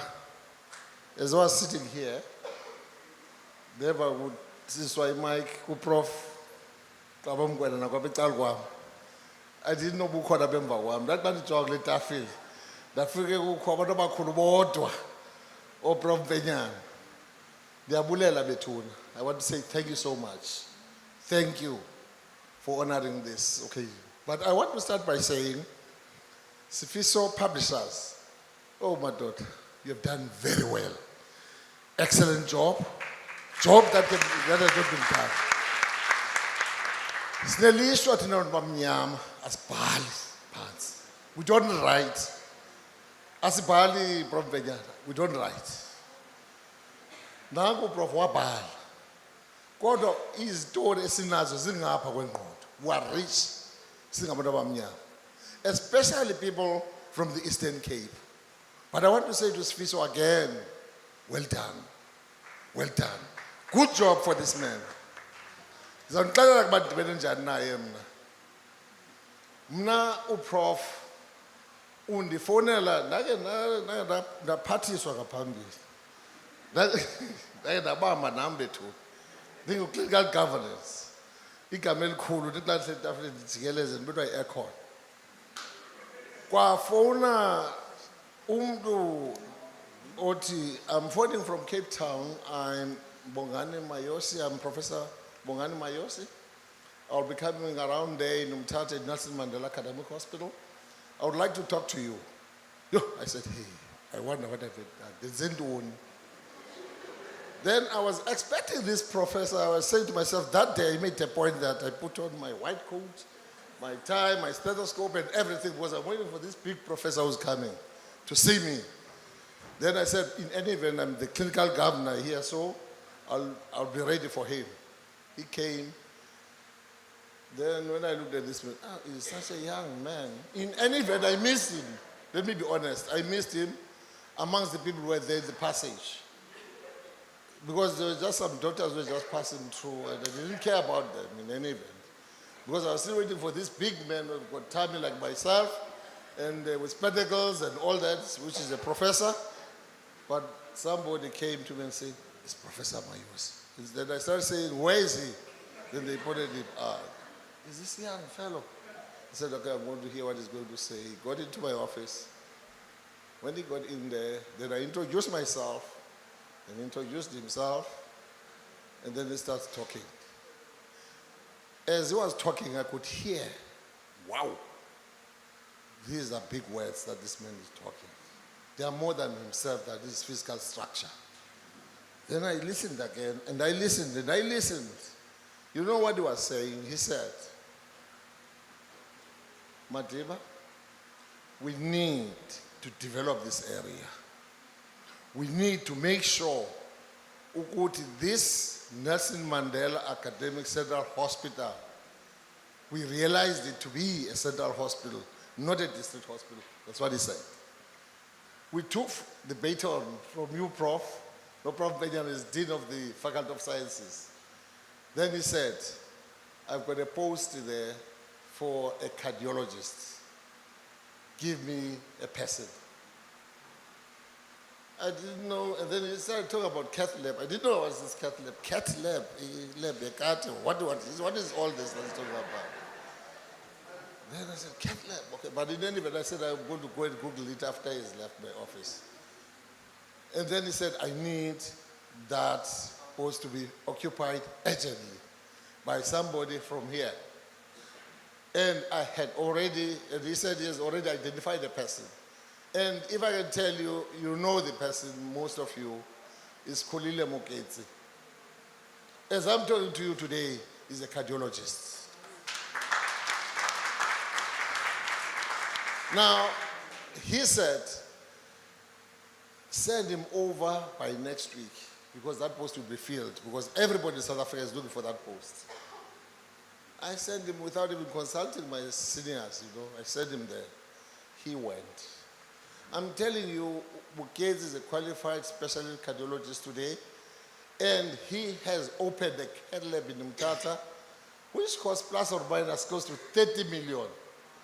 And I can tell you, I'm proud to say, all cases in the Eastern Cape, around the Eastern Cape, are being referred to Mthatha as a central hospital. I'm very proud about that. Now, we used to take our patients, as Prof, you know Prof, to send them to Albert Lutuli. One of the people who contributed so well on the development of that hospital was Ayadan Saluba, for those who know him. He's one of the people who said, please make sure whoever comes in here, make sure that this is a central hospital, not a district hospital. And the other person who was working hand in hand with Prof. Mayosi was Prof. Mtla Skippers. And they wanted to make it a point that they plow back to they used to say, undeveloped, one of the poor. But as I can tell you today, the number of specialists that we have in that institution are far more than any, that is our own, through this man, Umayos. Now I want to say here, I came here specifically to say, I salute him. Though that is not there, but his spirit lives. And we will continue where he left us. And I want to say again, let's not give up, as he has already said to Prof. Let's not give up. I haven't read this book, but I've just scanned it. It says, I can't remember the page, but I've scanned it. I think it's page 169, which is a conclusion that says, what counts in life is not the mere fact that we have lived. It is what difference we have made to the lives of others. Ask yourself as you are sitting there, what changes have you made to another person who's next to you? Have you made any? Or you are just changing your own life and you forget about the other people who are next to you? This book is very important. Well done. Well done, Betuna. Well done, Swiss of Publishers. Thank you.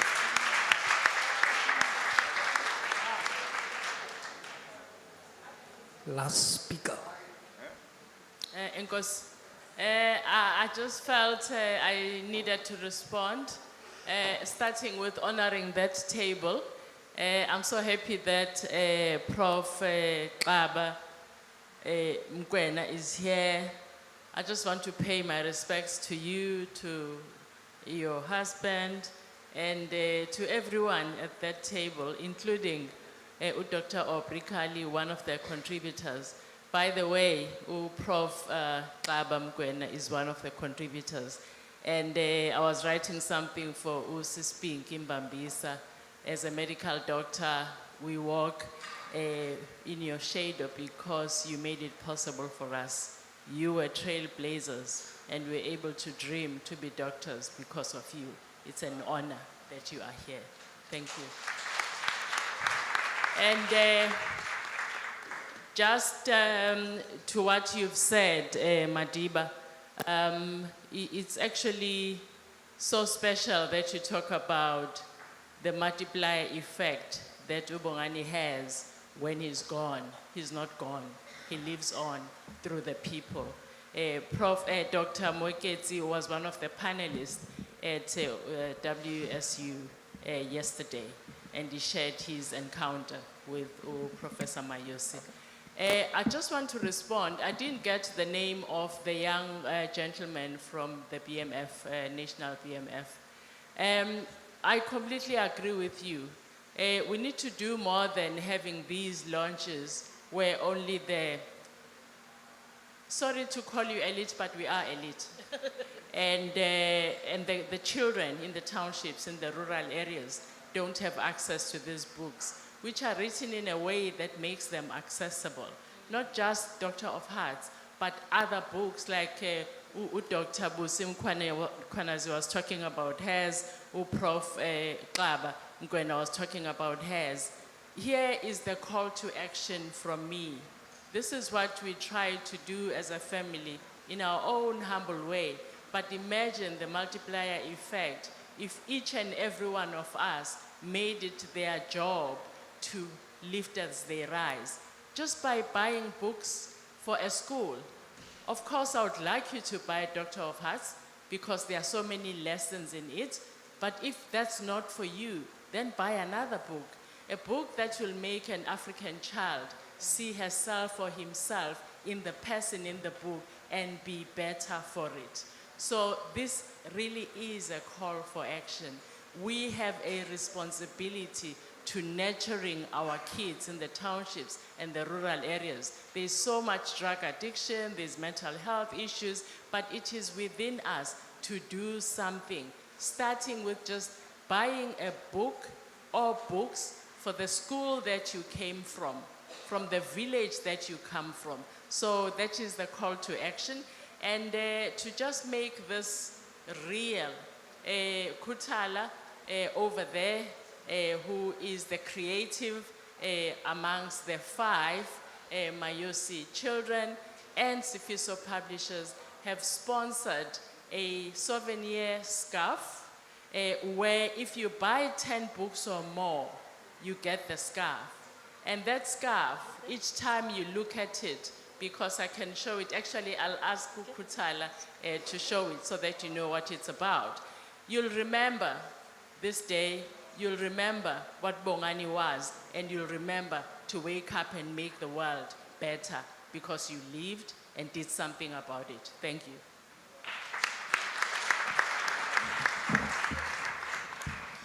Yeah, okay, thank you so much. I've been trying to find out if there is any question, and I might be wrong. I couldn't pick up any question, but maybe the panelists might want to say 1 or 2 things. If that is the case, then I'll allow them. If not, I'll also. Sorry. Okay. All right. So that's basically what I wanted to say. If is there any of? Not really. Okay. I thought the comments would solicit maybe some remarks. Unfortunately not. For that reason, I think we should head towards the end of the program. But before we get there, I must emphasize that the books are available. I like the word that Professor Nduna used. You said it's unputable down. Oh, unputable down book. It's available over there in case you want to buy it for yourself or for someone else. Please do that. On that note, I think let me release my panelists. Let's give them a round of applause. He's releasing us. He's releasing us. Yes. Okay. Okay. All right. So I'm told that if you buy a number of books, how many books? 10. You will get this beautiful scarf. So please, once you buy 10 books, come forward so that you can get this gift. On that note, let me go straight to vote of thanks, which is the last item on the program. And welcome Mr. Sipho Mayosi to do the vote of thanks for us.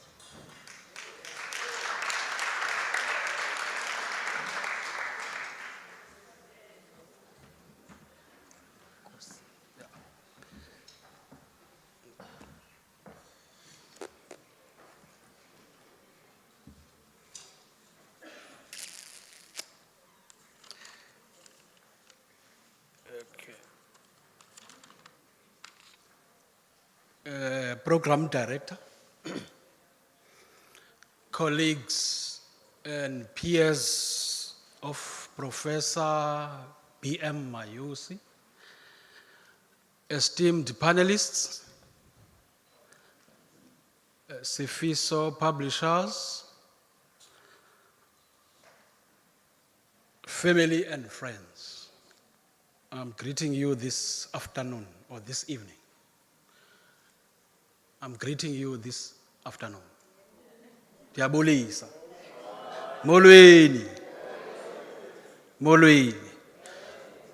For some reason, as the event was progressing, I felt the spirit of my grandfather and my father that it is here. And as a result, I am emotional. But I'm trying hard. As a result now, I'm starting on another angle. For a few minutes, I would like you to allow me to be my grandfather for a few minutes, who happens to be Reverend B.M. Mayosi, sharing the same initials as B.M., that is Bongani, Mawetu, Mayosi. He is a reverend of the Methodist Church of Southern Africa. He was, that is my grandfather. In this hymn book, there are 4 hymns. My name is Sipho Zulu. Hymn 56, Sinesipho. Hymn 257, Zulu Kayalam. Hymn 265, Bongani, Bongani. And then for some reason, one of the shortest hymns here, only 4 lines, is combining both Sipho, that is Zulu, and Bongani. And I want to go through that hymn and read that hymn, 405, which read as follows. Bongani uThixo osiphe izinto zonke. Bongani nalapha zidalwa kwanonke. Bongani ezulwini ke nonke zihlwele. Uyise nonyana umoya oyingcwele. Now you underline Bongani and you underline ezulwini. Don't worry, I'm not going to preach. I'm not going to preach. But I just wanted to highlight that.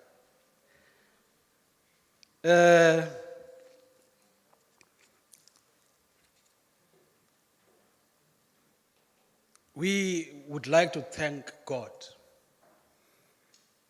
for Ubongani. That is as the family. Ubongani was a trailblazer. A lot has been said about him here. He was an A-rated scientist. Ubongani is recognized all over the world. And in fact, Bongani was elected to the US National Academy of Medicine, of which few South Africans, if any, that I know, who have managed. Apha kwaMayosi, Bongani has put the name of the family in the international arena. NgesiXhosa sinenkunzela ye-scientists. Apha kwaMayosi. We have a researcher that is A+ rated. well recognized all over the world. So for that, we would like to thank the Lord for that.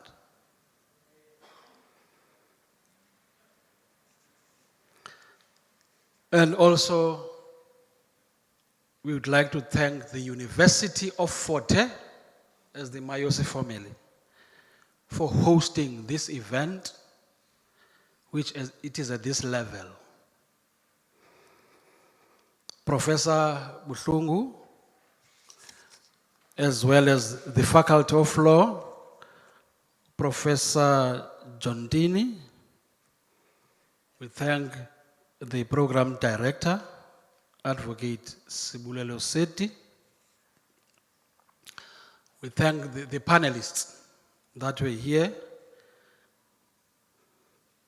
who managed just to tell us in very clearly who Bongani was. Bongani, who was someone who was having a vision of 1,000 black PhDs, which we hope that will materialize at the end of the day. So as the Mayosi family, O Khadebe, O Bongani, O Mashwabata, O Mtimkhulu, O Ndlebentle Zombini, O Ngelengele, O Mbhucwa, siyabulela. Negama lika Bongani, lithi Bongani siyabonga. Siyabulela, thank you. Thank you very much. Thank you, South Africa.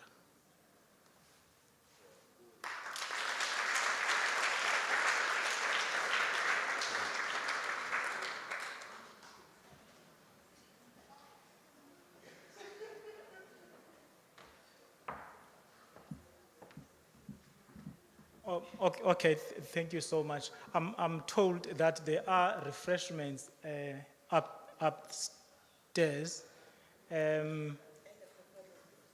So while you're going up and grabbing something to eat, there will be some musical items that will be rendered by our band. And then just to avoid chaos, the best way of doing it, you can use any of the stairs, but you keep left when you're going up, and then when you're going down, you keep right. But if there are those who will not be able to go up, you just indicate so that something can be brought down for you.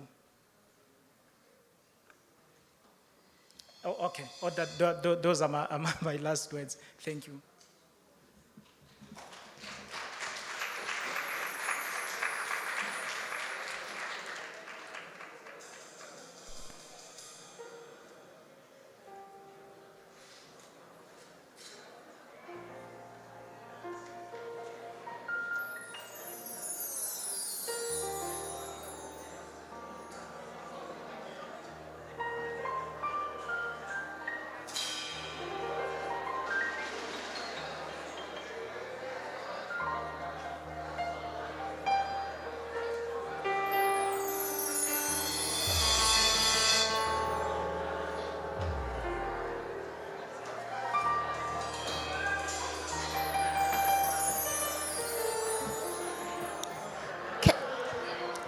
Can I have your attention, please? Attention, attention. Can we kindly, so that we can maintain order, can we please start with the two main tables in front? They go up. Thereafter, we will have the next table, the family and the foundation. Thank you.